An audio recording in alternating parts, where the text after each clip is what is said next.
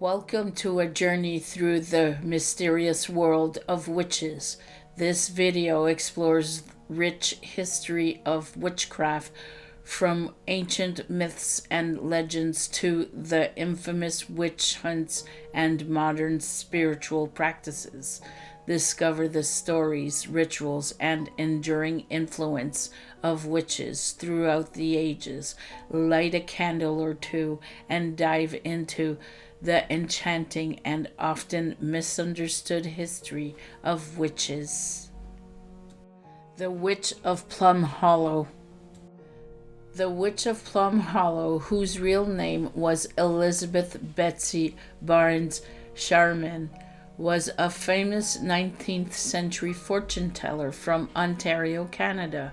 She was born in 1800 in Cork Island and later immigrated to Canada, where she became a well-known figure in Plum Hollow area near Athens, Ontario.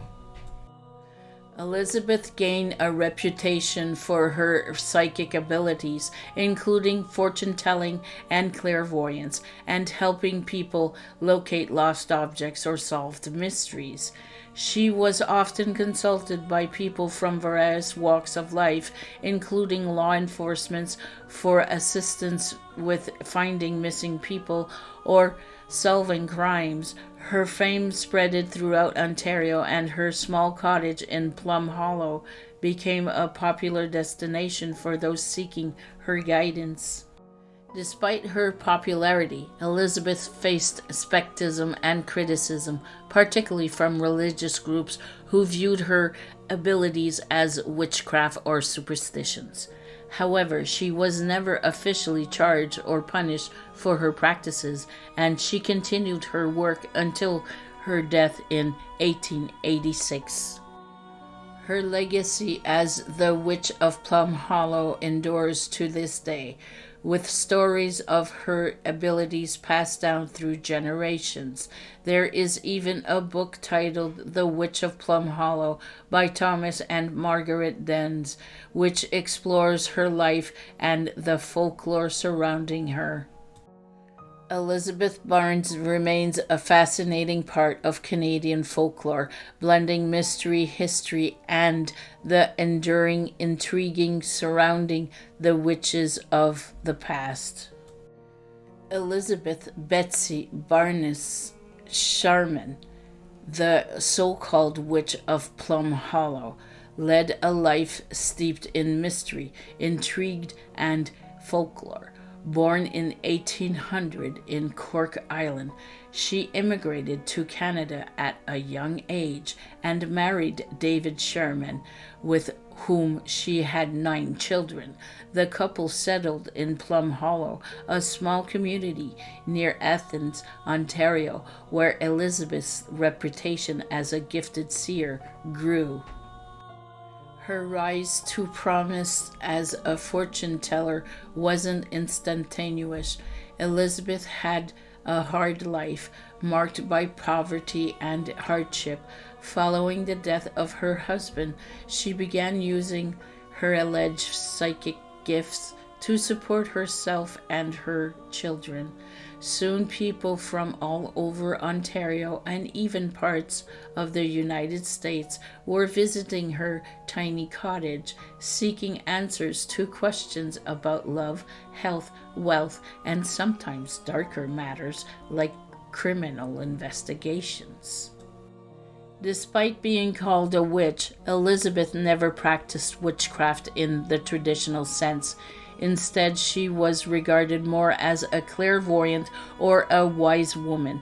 People came to her for guidance in matters of the heart, disputes over property, and even for help locating missing persons or solving crimes. One famous story recounts how she assisted in solving the mystery of a murder, pointing authorities in the direction of the guilty one, something that solidifies her reputation as someone with extraordinary powers.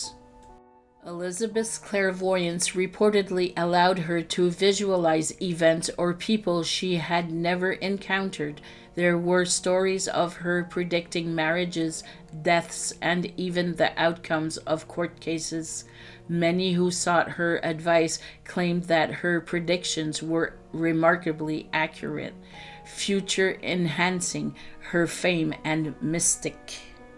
Although some people viewed her with suspicion, especially in an era where superstition still held sway, Elizabeth was never accused of practicing harmful witchcraft or persecuted for her talents.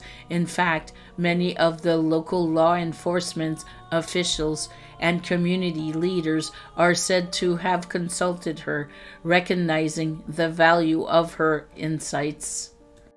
Despite the fame that surrounded her, Elizabeth lived a modest life in her cottage. She charged only small fees for her services, and her reputation was based not on greed or power, but on her desire to help those in need. She died in 1886, and her tombstone in Plum Hollow Cemetery bears the simple inscription, Elizabeth Sherman, the Witch of Plum Hollow.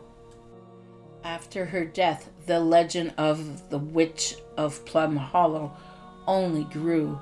The cottage where she lived became a place of local pilgrimage, with curious visitors drawn to the home of the woman who had become an enduring symbol of mystery and folklore. Her life inspired books including The Witch of Plum Hollow by Thomas and Margaret Dens, and her story continues to captivate those interested in the supernatural and the occult. Elizabeth Barnes Sherman's life is a unique blend of historical fact and legend, making her a compelling figure in Canadian folklore. She may not have been a witch in the traditional sense, but her legacy as a wise woman, a seer, and a mysterious figure lives on. Thank you for tuning into the history and story of witches. Until next time, stay tuned for more history and stories of witches. This was Sandra Pink.